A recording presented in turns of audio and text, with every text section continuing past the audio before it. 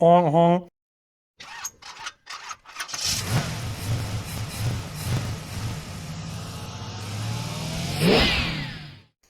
I guess it's time for a mega update. Wow, is it a bit different to the last time you probably saw it? So the colour isn't perfect. I think it's a combination of old paint and not the perfect colour code. Something is up with this colour code. We're not sure why. We went to the show and there was brand new Astons and McLarens and people were just pouring themselves over this. I was so surprised. I had a lovely Mini next to it. And everyone was like, oh yeah, look, a Mini. Oh, look at this, amazing. They wanted to sit in it and they wanted to talk about it, which was so cool. Going to Pugfest in a few days' time. I want the brakes to be right. One thing I hadn't done is the rear brake hoses. I started at 3 p.m. It's the middle of summer and the sun has set. Now that tells you how long they took. They were a pig. It also tells you a story that I've got all the brake line stuff out. Basically, this is the first bit that's caused me issues. The brake line ferrules there and inside ones completely just seized.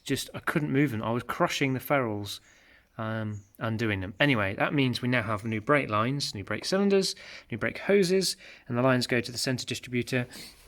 And same on this side. Same issue, both sides. But it kind of feels good to be able to replace those old rusty steel lines, nice new copper ones, new brake hoses. All the fluid is new now. And finally, that fluid is looking like the right colour. I've not braved it yet with a clutch. I would like to do that, and I will just brave it, and if it snaps off, well, it snaps off as long as it doesn't leak. But otherwise, we've given it a really good clean up. We got the trims fitted. We got this, I think I showed you, got this wing mirror on. This trim fitted. Got obviously the bumper all back on now. We've touched up a few paint spots as well.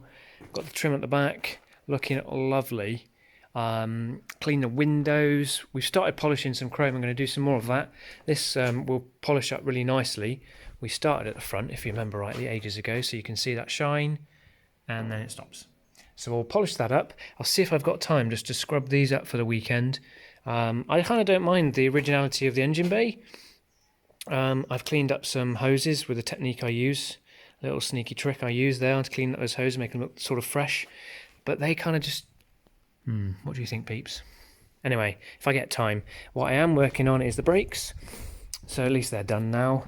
And I also wanted to do the door seals. So we've done one door seal, which is this one. And it ain't perfect. There's still a lot of the original tar remaining, as you can see. Having a bit of a bind to get that off.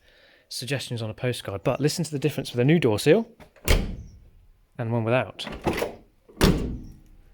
Makes such a difference, and the noise and the wind has just gone. Also driven it now. We had some issues with fuel filters. It does not like a fuel filter before the fuel pump. Just keeps dying. Just builds a vacuum, dies. We got a fuel leak on the fuel tank. We've temporarily fixed that. We're going to have to rip that out after Pugfest and have that professionally. We'll have to braze that.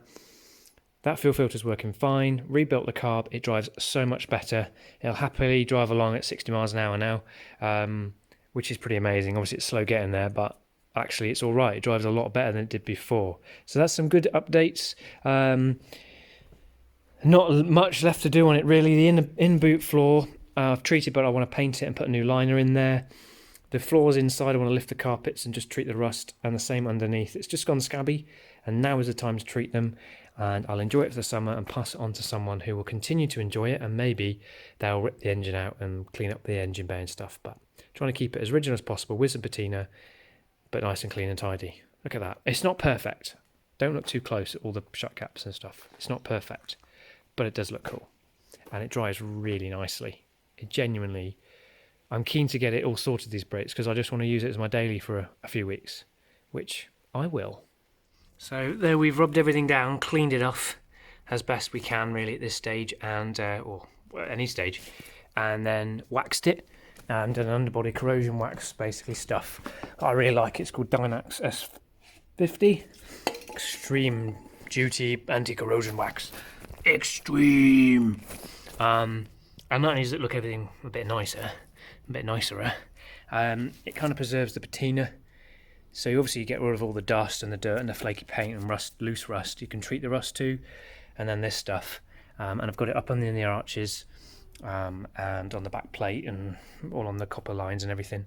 And we'll do the same with the front suspension. We'll use the same stuff. And this should retain kind of originality of it, keep the patina, but keeps obviously all the moisture out and prevents the corrosion from continuing basically for a period of time. And it's pretty easy each year, if you've got an old classic car, just to take everything, take the wheels off and just spray a bit more on after you've jet washed everything off. So there we go.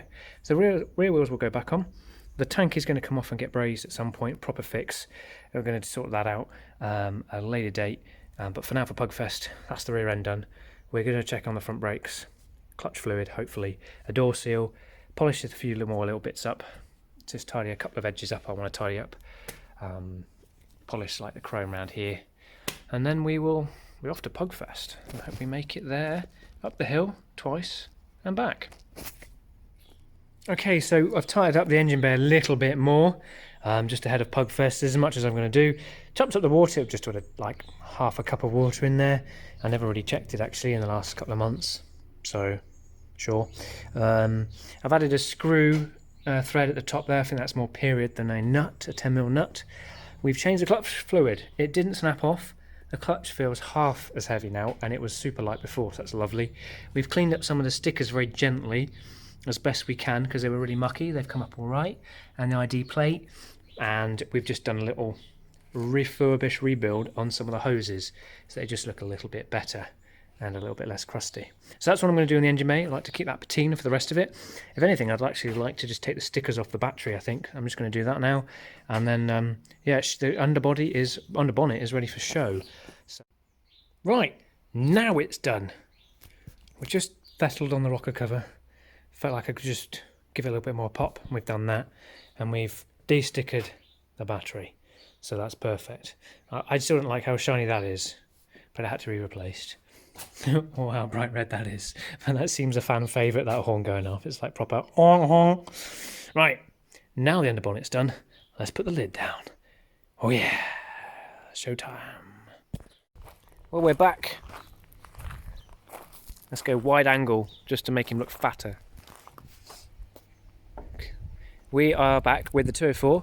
We broke down about 3 times, different intervals, and in the end we went with boat tank spec, pipe going through the floor and in. So we do know we've got a blockage. We also know how long it takes to break down so many times. Oh, hello B. Hi. We're going to get food now. And we're not taking this, although now it's perfectly reliable. We've diagnosed the issue while breaking down, and we enjoyed the view. It got a lot of attention. It made it 3/4 of the way up the hill. Broke down 4 times. Yeah. But we were comfy breaking down. So we're back from Pugfest, draining the tank, as a number of our issues are with the tank. As you can see, our patch isn't really working anymore. That's obviously draining from the drain hole. It's also leaking from the output, and the pickup, which is around here somewhere, is definitely getting clogged. So 3-step process. 1, we're going to braze, get the proper repairs done, braze the tank in repair. 2, we're going to add a breather to the intake pipe properly, nice high spot, just a little breather like you get on fuel tanks for like mowers and stuff. And 3, we're going to add a new pickup from up there, and drill a hole and put a pickup, separate pipe with a little sock filter on the end of it, so we bypass the original. With the pipe connected to a fuel tank, which you can just see underneath the car there, that's how we got home. It ran absolutely fine. In fact, it ran better than it ever has done before. So 3-step process, get this tank sorted, repaint it, fit it, it'll be sealed, it'll never leak again, it'll never vacuum lock again, and it'll never pick up rubbish again. Winning. Right, here we are everyone with the 204. While the tank is removed, we're going to work on the underfloor. It's actually, I mean, it might look bad, but it's absolutely solid. It's just gone a bit crusty, and it's been the driest it has been in Britain for like 20 years. So now is the time to just give that all a nice wire brush, and then underseal it all. And then we oiled all the rear suspension, so we're going to continue on the front doing the same. Right, see you in an hour. And here we have, in the domestic environment, a Land Rover that's broken. A usual scene that we find, because they're often very broken. Over here we have a Peugeot, which is, well, actually it's also a bit broken.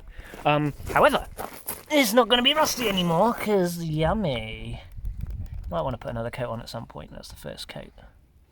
looking much better. And we've wax oiled all around the suspension components, try and keep it a bit patina, and we've done along the front edge of all the chassis as well. So switch to the other side, carry on. Right peeps, so it looks rusty but it's wax oiled, as you can see from the slight shine. Subframe is all undersealed now, very nice. The old fuel line is still there, but we're working on that. As the tank is out, and the floor has had 2 coats now of the glorious underseal as it's just going off now. Doesn't that look a lot better? Lovely. We've got a tiny little bit just to do above the exhaust, which we're going to do when we do the tank. Get the back end up, drop the exhaust down, do a little bit above there. Job done. And the only thing we've got to do is just take the front carpets out. It's a bit crusty under the front carpets, so I want to just treat that, give it a little coat of paint inside, and then it's good for another owner for another, well, probably 30-40 years I expect. Mint.